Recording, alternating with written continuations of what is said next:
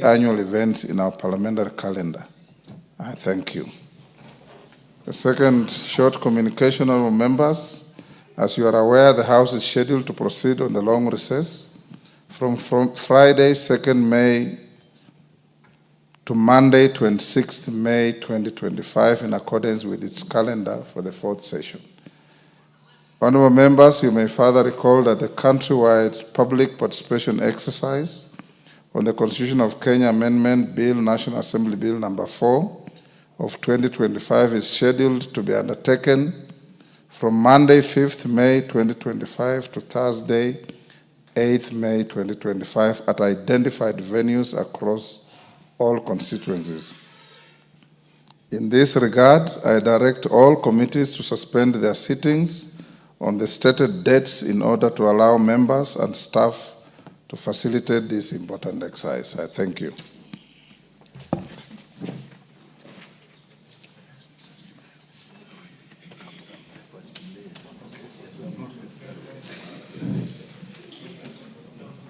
Next. Order number 3, messages. Members take the nearest seats.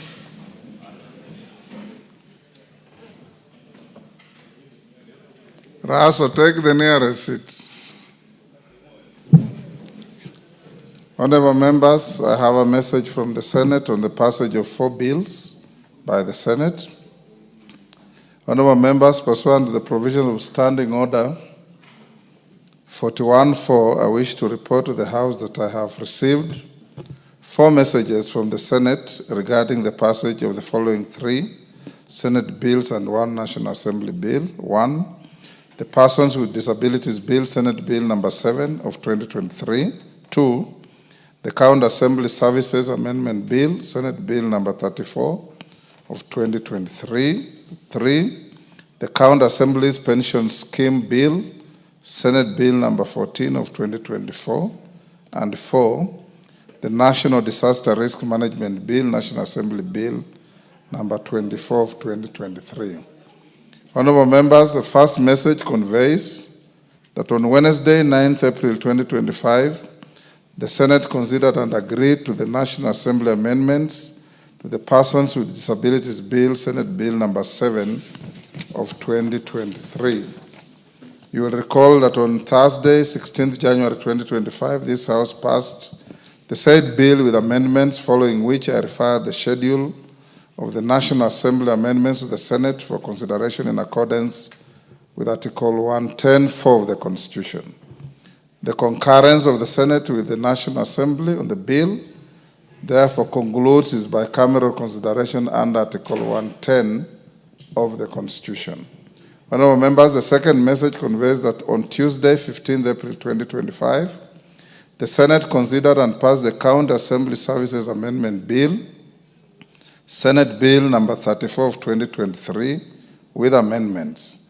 The bill seeks to amend the County Assembly Services Act to provide for the procedure for removal of a member of the County Assembly Service Board and to establish a fair process for suspending a clerk of a county assembly, among other provisions. Honorable members, the third message conveys that on Tuesday, 15th April 2025, the Senate considered and passed the County Assembly's Pension Scheme Bill, Senate Bill number 14 of 2024, with amendments. The bill seeks to provide for the establishment of a contributory pension scheme for members and staff of county assemblies. The bill further establishes the County Assembly's Pensions Fund for the payment or granting of pensions or retirement benefits to members and staff of the county assemblies and to provide for other related matters. Honorable members, the fourth message conveys that on Tuesday, 15th April 2025, the Senate considered and passed the National Disaster Risk Management National Assembly Bill number 24 of 2023 with amendments. In this regard, honorable members, the Senate now seeks the National Assembly's concurrence of the bill in accordance with the provisions of Article 112 of the Constitution. Honorable members, having passed the 2 Senate bills, the Senate now seeks the concurrence of the National Assembly pursuant to the provisions of Article 110(4) of the Constitution. With regards to the two Senate bills, you will note that the standing orders require the Speaker to cause a bill received from the Senate to be read a first time upon conveyance of its message to the House. In view of this, and noting that the House will proceed on recess at the rise of today's sitting, I direct the clerk to schedule the two Senate bills in the order paper for first reading when the House resumes. Honorable members, inasmuch as I have directed the bills to be read a first time, close attention should be paid to the County Assembly's Pension Scheme Bill, Senate Bills number 14 of 2024, in line with the provisions of Articles 94(5) and 114 of the Constitution on the introduction of money bills and the consideration of money bills, respectively. The relevant committees therefore are to take note of the Constitution provisions while considering the bill. Thereafter, the bills will stand committed to the following committees for consideration: County Assembly Services Amendment Bill, Senate Bill number 34 of 2023, to the Departmental Committee on Labor; County Assembly's Pension Scheme Bill, the Senate Bills number 14 of 2024, to the Departmental Committee on Finance and National Planning. With respect to the National Disaster Risk Management Bill, National Assembly Bill number 24 of 2023, the message and the schedule of Senate amendments to the bill are hereby referred to the Departmental Committee on Regional Development for consideration and reporting. I also direct the clerk to circulate the schedule of Senate amendments to the bill to all members. The committees to which the bills have been referred are encouraged to prioritize their consideration and submit their reports as soon as is practicable to enable the House to proceed with the necessary next steps on the bills. You are guided accordingly. Thank you. Next order. Yes, there was a point of order. Yes, Minority Leader, you can go to your position and speak from there.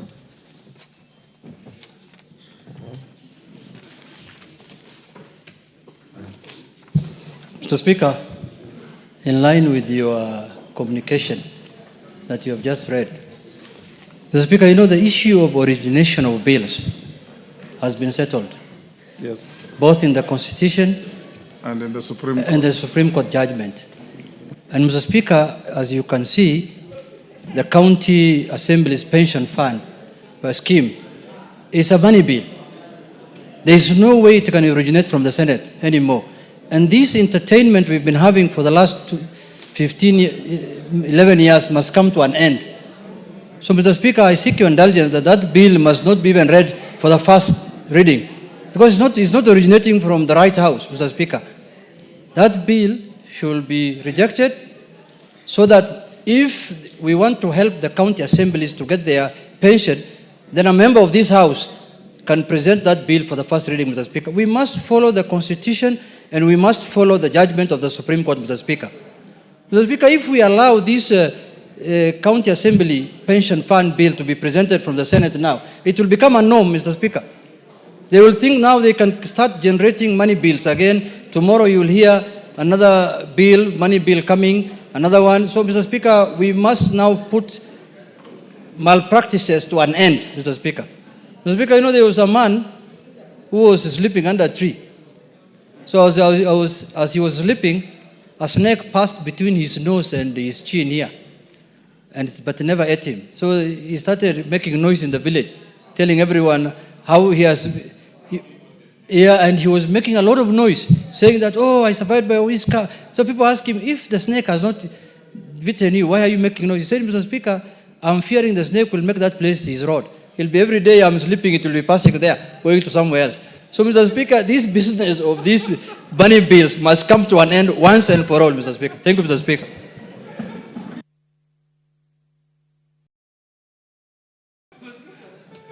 Yes, Hassan, on the same issue?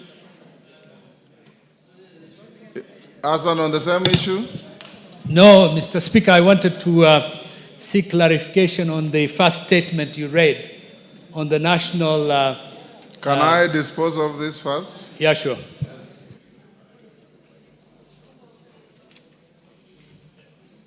Thank you, Honorable Junet. You have a point.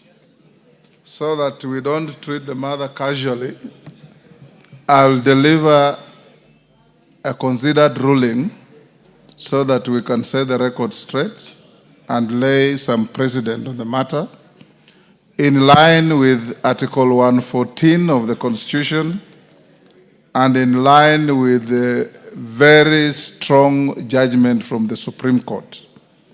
I'll deliver that direction on the first day of sitting after the recess.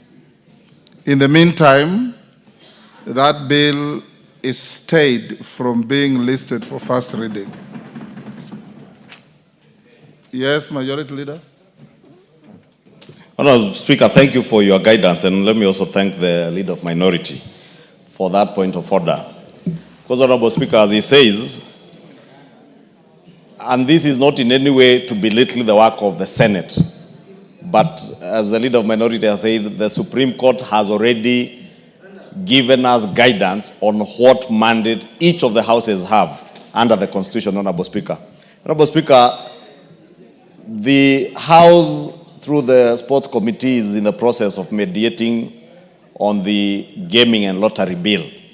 And we had the same problems, Honourable Speaker, amendments that have money bill effect being sneaked in through the Senate, Honourable Speaker, and we have been very firm, and I want to ask members of the Sports Committee, those who are in the Mediation Committee, that nothing relating to taxation should be entertained coming from the other house, because they have no mandate under the Constitution to touch on anything touching on money bills, and maybe also to advise them when they have legislative proposals that have money bill effect, to partner with members of this House to co-sponsor those bills, because our standing orders and theirs also allow co-sponsoring.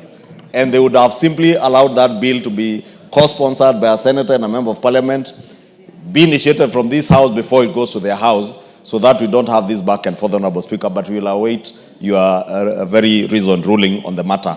And I do hope that since they are also watching, that they'll be well guided that anything touching on money bill, because we had the same problem, as I said, when we were meditating on that betting and lottery bill. A lot of amendments being put in the Senate that had money bill effect, some touching on tax matters, and they have no mandate absolutely on tax matters, Honourable Speaker. Thank you. Leader, and you know some of them have even been misreading the Constitution to insist that appropriations bills should go to the House. Next order. Order number 4, petitions. Order number 5, papers.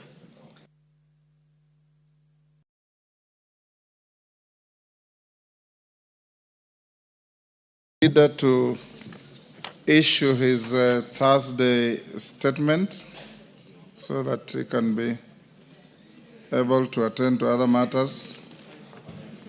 Honourable Speaker, first I will lay the following paper. Honourable Speaker, I beg to lay the following papers on the table of the House today, Wednesday, 30th April 2025, afternoon sitting.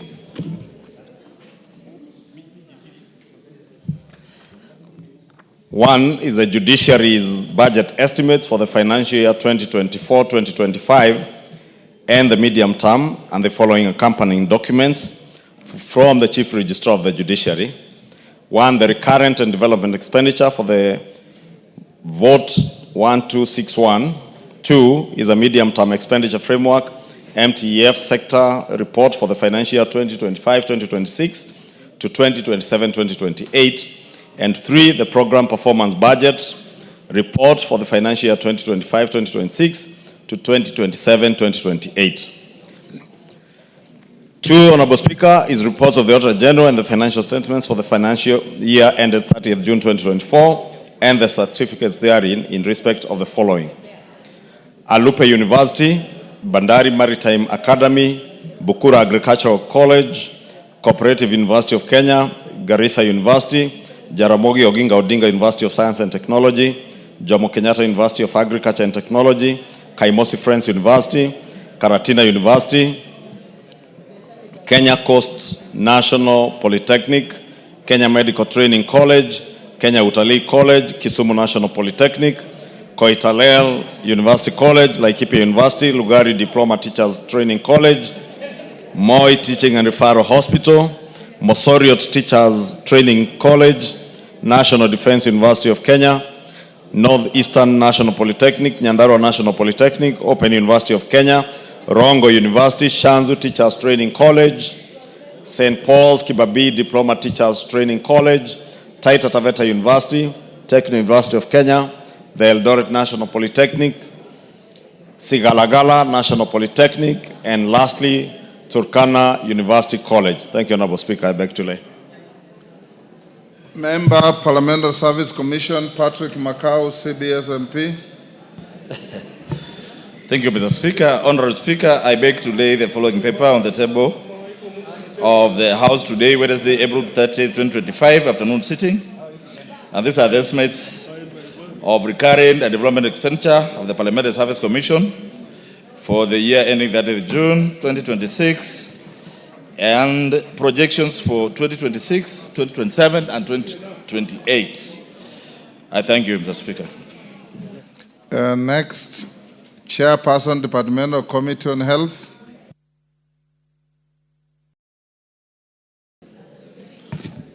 Thank you, Mr. Speaker. Honorable Speaker, I beg to lay the following papers on the table of the House today, Wednesday, 30th April 2025. These are reports of the Departmental Committee on Health on its consideration of 1, the Kenya Institute of Primate Research Bill, National Bill number 25 of 2024, and 2, the Maternal, Newborn and Child Health Bill, Senate Bill number 17 of 2023. Thank you, Mr. Speaker. Thank you. Chairperson, Public Petitions Committee.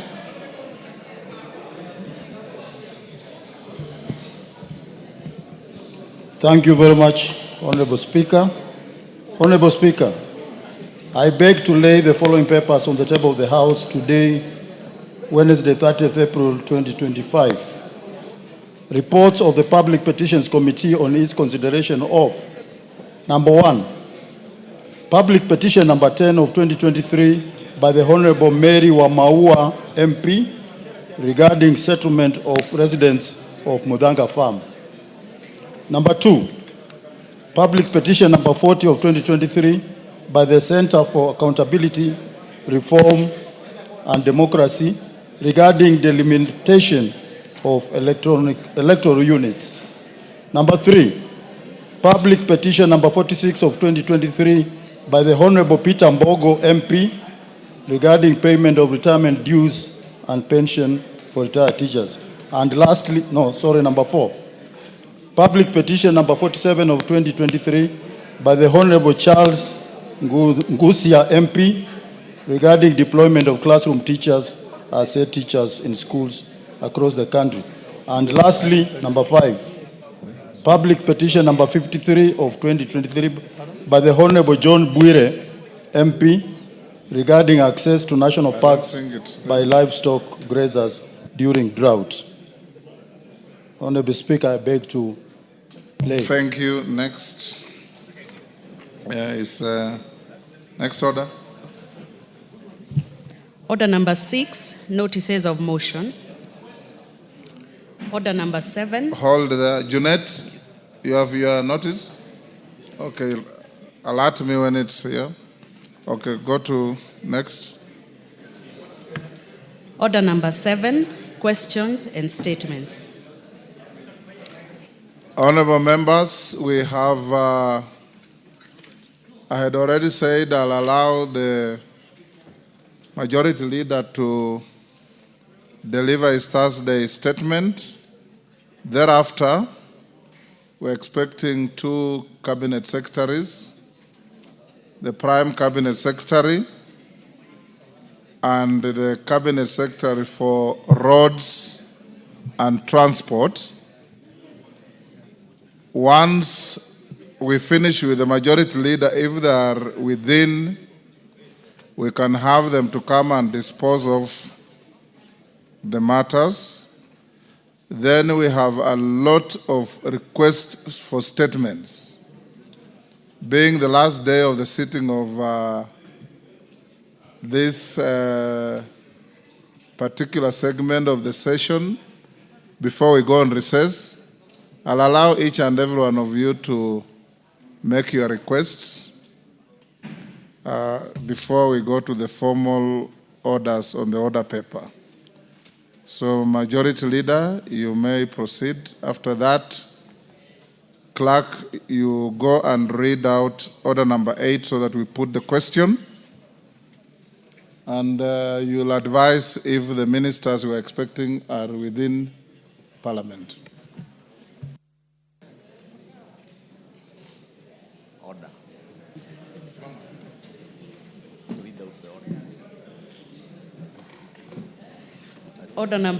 Order number 8, special motion, consideration of nominees for appointment as members of the Board of Central Bank of Kenya. Question to be put.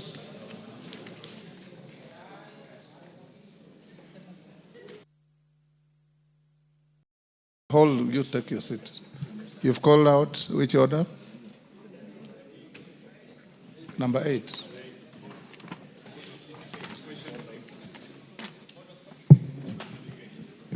Commissioner Makau, take your seat.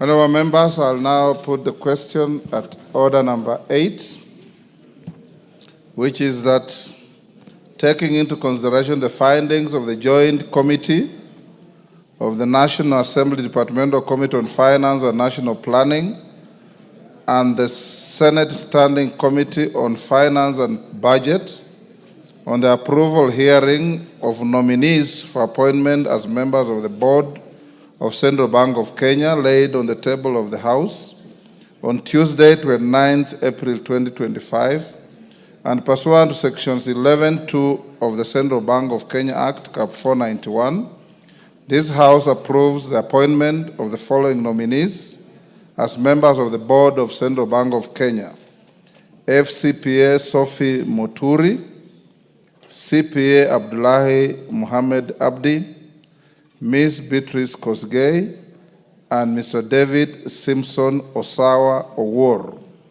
As members of that opinion say aye. Aye. Will those of the contrary opinion say nay? The ayes have it. Honourable members, for the general direction, when we have ministers coming to answer questions, we only deal with questions that are listed on the order paper. I'm addressing this to Honourable Basil.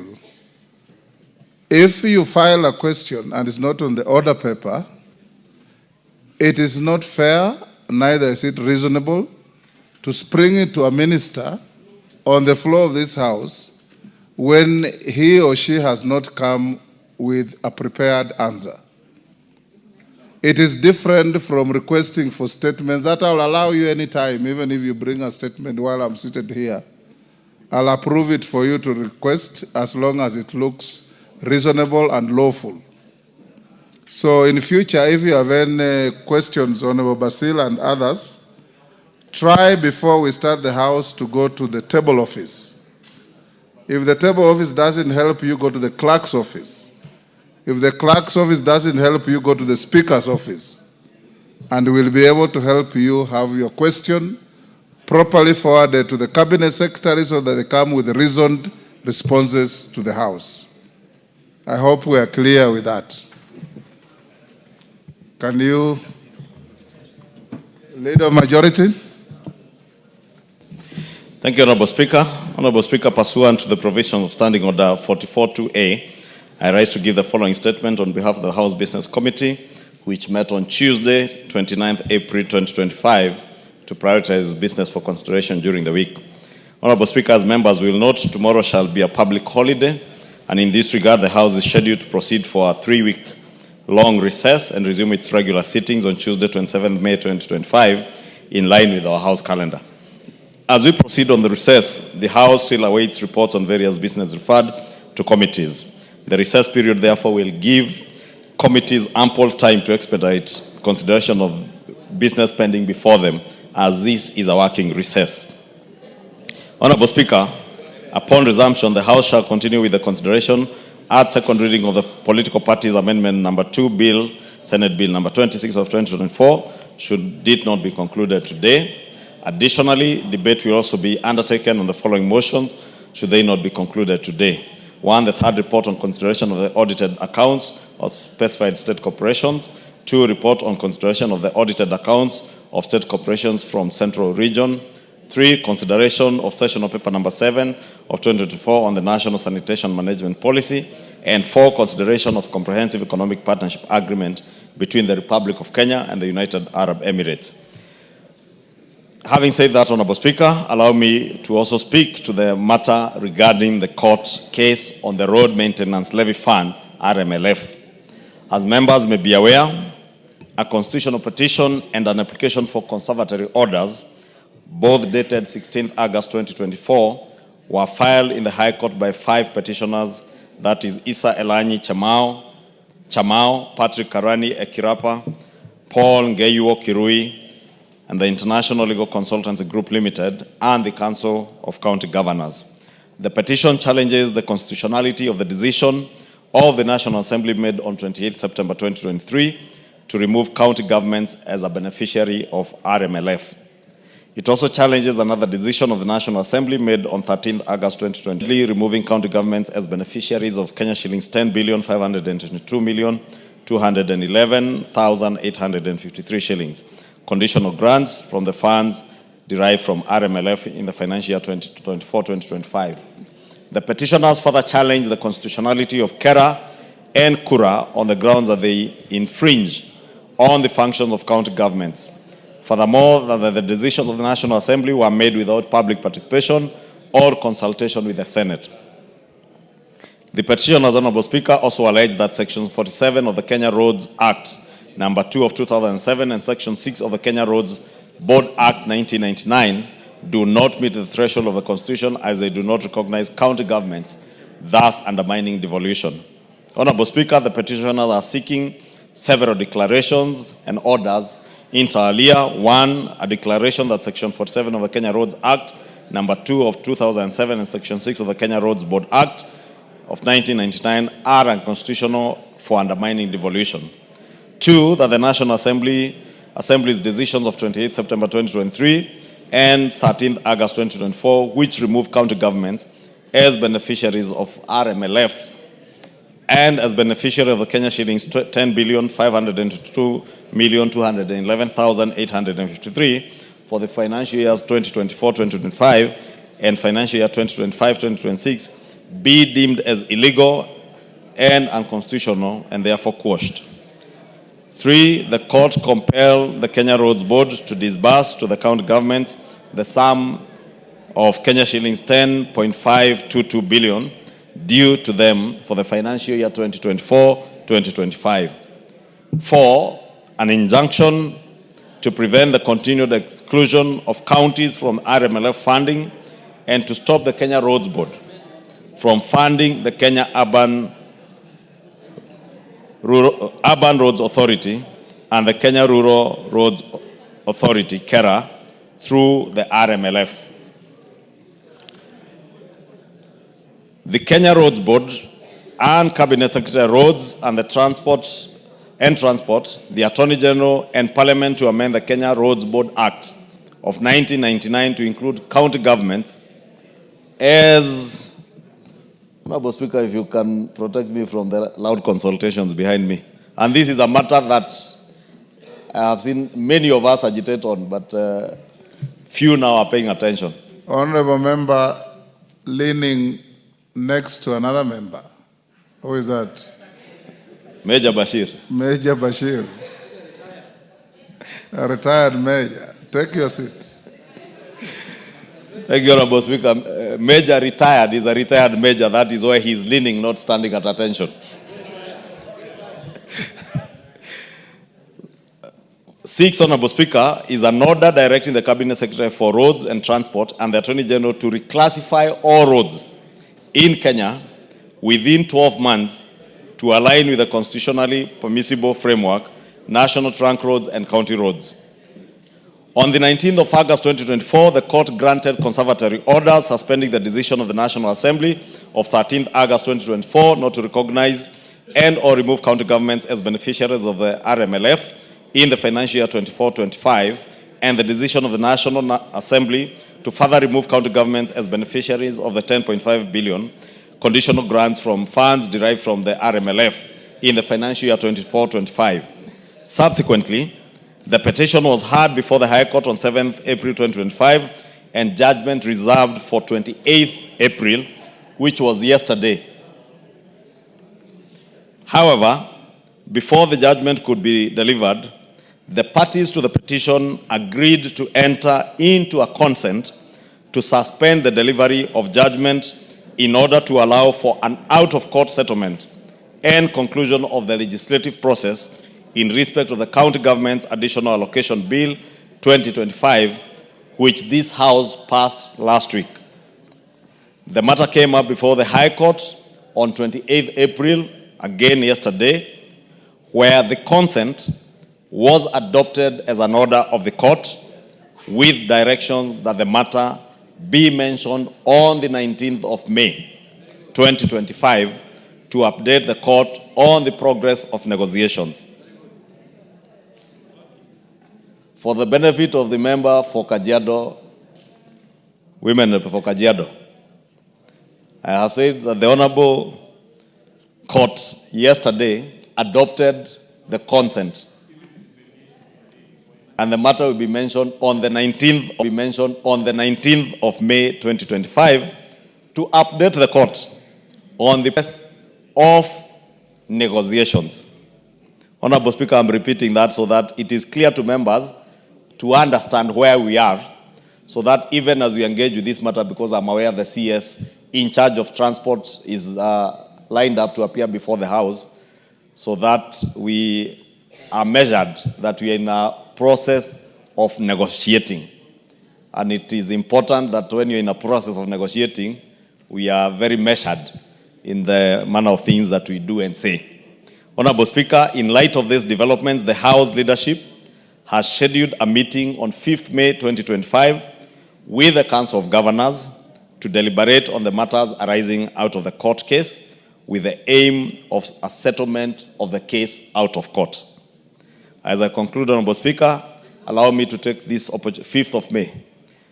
Allow me to take this opportunity on behalf of the House Business Committee to wish all members a restful period as they spend time with their families during this short working recess. Members will remember that this is supposed to be the long recess, which would have been about 4 to 5 weeks. We have since cut it to 3 weeks to allow us to be back in time to process the budget for the next financial year, and also for members to be around during the National Prayer Breakfast, which is slated, as Honorable Speaker, you said in your communication earlier, for the benefit of those who are not in the House, on the 29th of May, which is the first Thursday after we resume. Therefore, wish all of you a good recess as we embark on this very short recess of 3 weeks, which is also a working recess. Many of our committees will be sitting to consider the budget estimates, that some of which I've just tabled and others that will be tabled later this afternoon. With that, I now wish to lay this statement on the table of the House, and thank you, Honorable Speaker. Honorable members, allow me to acknowledge in the Speaker's gallery St. Catherine Girls Secondary School from Bomet East, Bomet County. On my behalf and on behalf of the House, we welcome the students and those accompanying them to the House of Parliament. Yes, Richard Yegon, 1 minute. Thank you, Mr. Speaker. Mr. Speaker, I would like to take this opportunity to welcome the students from St. Catherine Girls from Bomet East. It happened that they are just coming from my doorstep, and I had not realized that they were coming from my constituency. So, Mr. Speaker, I would like to tell the students from my constituency that it is good that they have come to benchmark here, and being here means they are going to work very hard, and in the near future, most of them are going to join these August out, or one or two of them will join. I want to encourage them to that before they go back home. Just try to learn a lot by moving around, seeing all what's happening here, so that in the near future you get an encouragement here so that you can go places in the near future. I want to wish you well and welcome to this August House. Thank you very much, Mr. Speaker.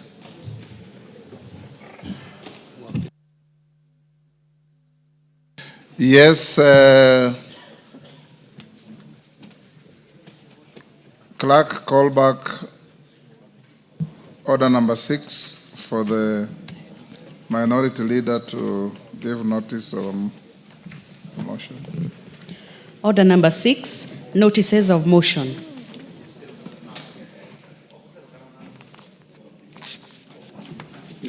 Thank you, Mr. Speaker.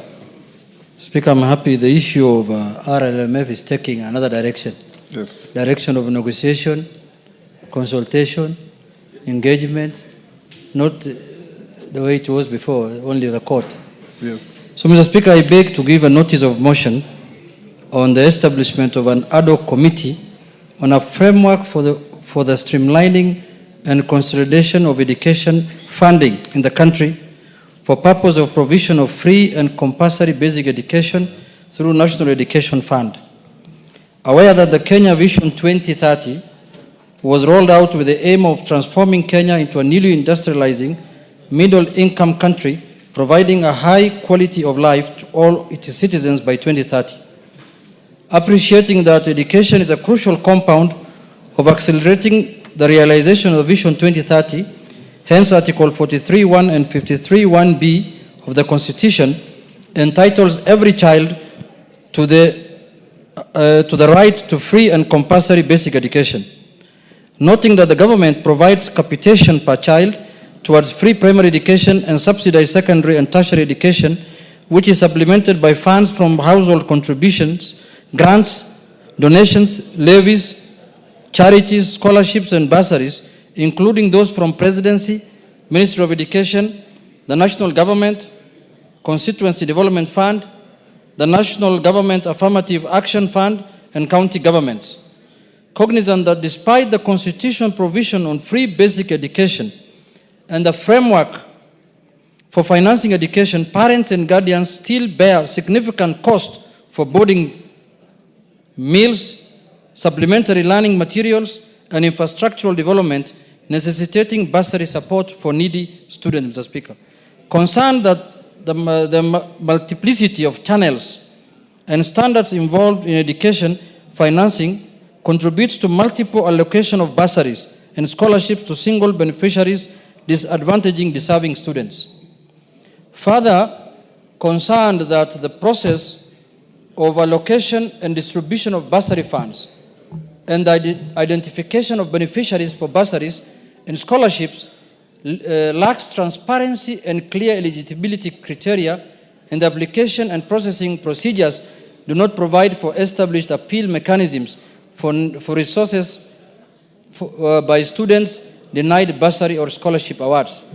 Acknowledging that the absence of a comprehensive database of students in basic and higher education hampers the effective and equitable disbursement and utilization of bursaries and scholarships, and the current funding model, including insufficient government capitation, exacerbates this issue. Considering that the education financing models are currently designed, particularly the disbursement of bursaries and scholarships, is fragmented, uncoordinated, and inefficient, leading to duplication, incompetencies, lack of accountability, and overlapping mandates among multiple government and private entities, including between the national government and county governments, contrary to the fourth schedule of the Constitution. Deeply concerned that lack of a unified and comprehensive framework on allocation, issuance, administration, coordination, synchronization, management, and oversight of education funding, particularly bursaries and scholarships, in sync with government capitation, not only causes duplication, incompetencies, and unaccountability, but also hampers the realization of free and compulsory basic education in Kenya. Appreciating that the education funding, including capitation, bursaries, and scholarships, play a vital role in supplementing funding for enhancing access to free education, particularly for children from disadvantaged backgrounds, hence contributing to the realization of a universal basic education. Now, therefore, pursuant to the provisions of Standing Order 259C, the House, Mr. Speaker, my eyes is failing me. Mr. Speaker, the House resolves to establish an ad hoc select committee to review the current education funding administration processes in the country and recommend a unified, comprehensive, and sustainable framework for the purposes of facilitating free and compulsory education at the primary, secondary, and tertiary levels. B, approves following terms of reference to guide the ad hoc select committee in undertaking the mandate. 1, conduct a situational analysis of all existing education funds at national and county levels, map and analyze all existing education-related funds, including government capitation, bursaries, and scholarships and grants, assess the legal, institutional, financial, and operational aspects of the current education funds administration in the country, review existing policies, procedures, and best practices related to education fund administration, both locally and internationally, engage stakeholders, including students, education institutions, funding bodies, including private sector partners, and relevant government departments, identify overlaps, inefficiencies, and gaps in the current education funding system, propose a governance and operational structure for a unified education fund, including funding support from the private sector, develop for fund allocation, access, and reporting, propose an efficient, accountable, equitable, inclusive, comprehensive, and sustainable framework aligned with the National Education Goals and Vision 2030,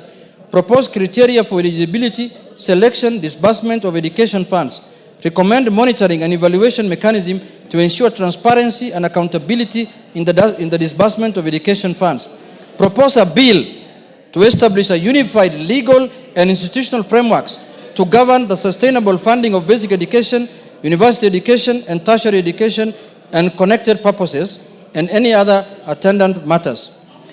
Resolve the ad hoc select committee reports to the House within 90 days after its appointment, approves the following members to the ad hoc select committee. 1, Honorable Junet Mohammed, EGH MP, Honorable Lesuda Josephine Naisula, OGW MP, Honorable Otucho Mary Emase MP, Honorable Mule Stephen Mutinda MP, Honorable Karuria Elijah Njoroge MP, Honorable Siat Amin Udgon MP, Honorable Omboko Milema Jeremiah MP, Honorable Obara Eva Kiny MP, Honorable Mukhwana Titus Kamala MP, Honorable Dr. Mamwacha Onchoke Charles MP, Honorable Gisairo Cliff Ombane MP, Honorable Karitho Kiili Daniel MP, Honorable Caroline Jepto Ngalechei MP, Honorable Kiboro Kiruben MP, Honorable Jen Kagiri Wangeshi MP, Honorable Adan Kainan MP, and Honorable Amina Munyasi MP. Thank you, Mr. Speaker. Order. Order. Order, Kandir. Order, Kandir. Order, Kandir. Honorable Kandir. Order. Order. Order, members. Order, members. Order. Honorable Kandir. Honorable Kandir. This is not a rally situation. This is a parliament. Will you leave the chamber now, Honorable Kandir, for the rest of the day? Will you take leave of the chamber?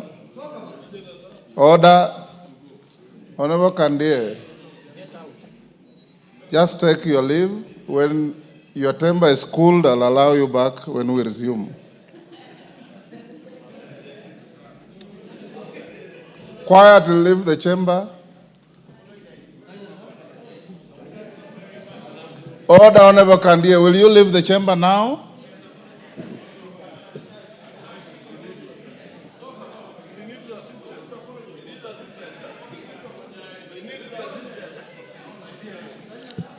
Honorable Kandia, if you don't leave, you'll be assisted to leave.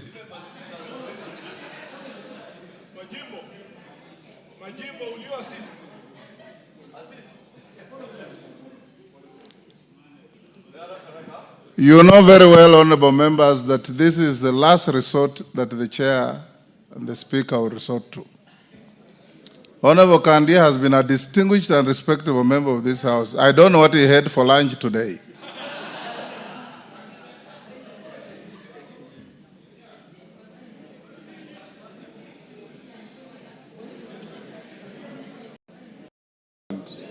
It's not.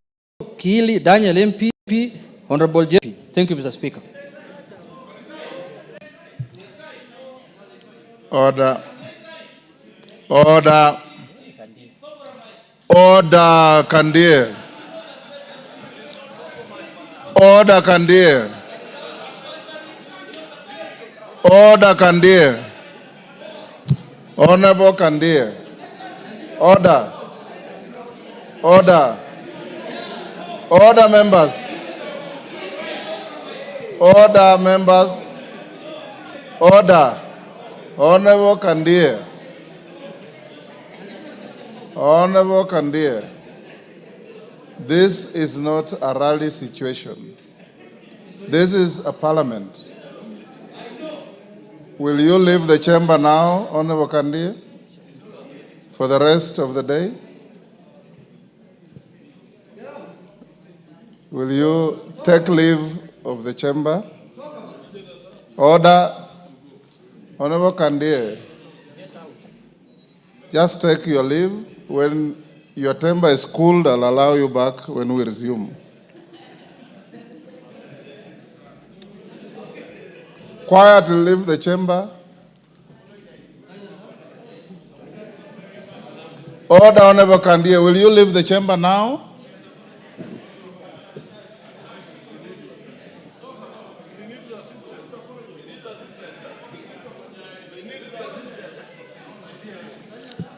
Honorable Kandia, if you don't leave, you'll be assisted to leave. Will you assist?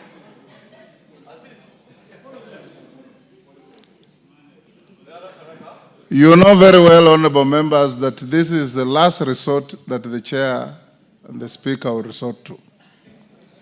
Honorable Kandia has been a distinguished and respectable member of this house. I don't know what he had for lunch today.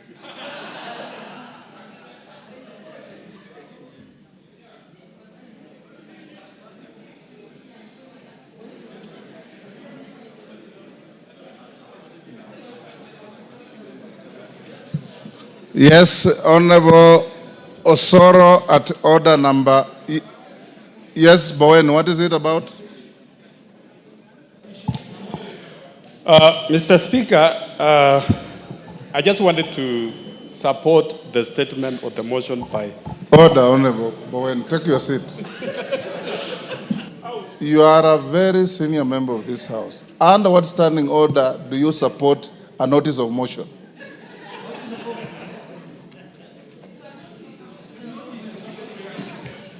It's a notice of motion. You wait, you'll debate it and support as loudly and boisterously as you wish. Under order number 7, we go back to order number 7. I have been requested by the majority whip to give him 3-4 minutes to request for a statement. All members with requests for statements, you will do so after we have finished with the Prime Cabinet Secretary and the CS Roads. Go ahead. Thank you. Thank you very much, Honorable Speaker. Honorable Speaker, pursuant to the provisions of Standing Order number 44, 2C, I rise to request for a statement from the Chairperson of the Departmental Committee on Administration and Internal Security regarding mining machinery belonging to the Rio Kavirondo Limited, seized at Rongo Police Station in Migori County. Honorable Speaker, the Rio Kavirondo Limited is a Kenyan registered mining company with recognized and valid licenses. Since 2021, the company has been actively involved in legitimate mining activities and other matters related to mining rights and land ownership, and particularly in Migori County and other parts of Western Kenya. However, Honorable Speaker, in 2023, the company's mining machinery was confiscated and taken to Rongo Police Station in Migori County, where it has been stored to date.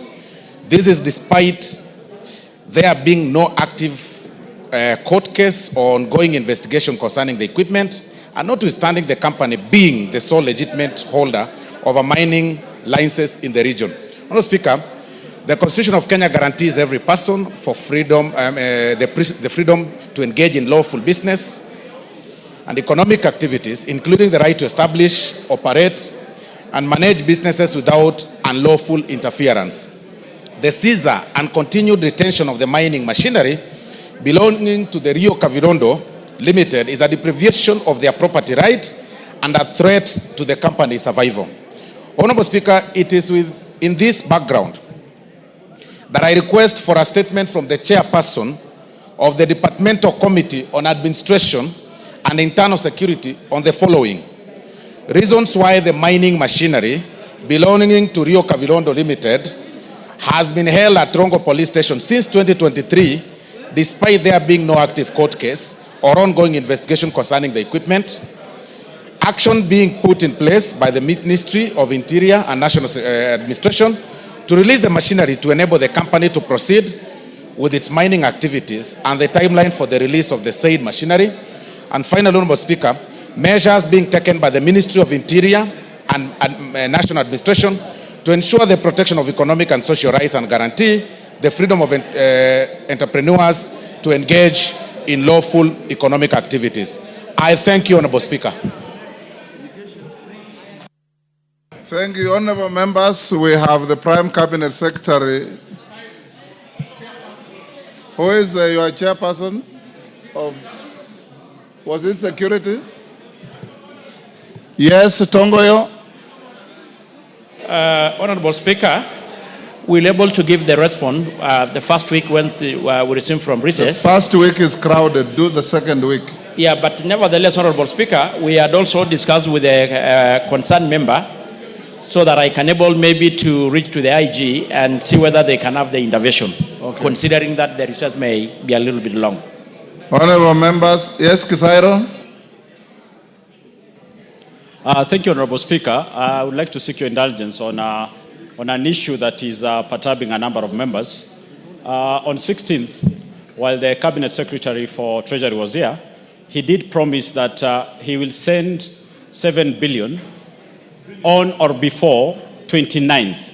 Honorable Speaker, we are going for a long recess. The majority leader wished us a very restful break and interaction with our constituents, which I can promise will not happen, Honorable Speaker, because as at today, that money has not even been processed from Treasury. And I would like to seek your indulgence that while we are engaging the Prime Cabinet Secretary, you can instruct someone from that side of the leadership to get in touch with Treasury so that when we are done, we get a comprehensive response. Otherwise, Honorable Speaker, if we proceed on recess, we are likely not to see the CDF money until the time we come back. This has been the same game that I've always raised, that we are given dates that coincide with our recess, and we'll end up having the financial year completed with us having not received even 50% You've made your of our point. CDF. Thank you, Honorable Speaker. You made your point. We'll give you some communication in the course of the sitting this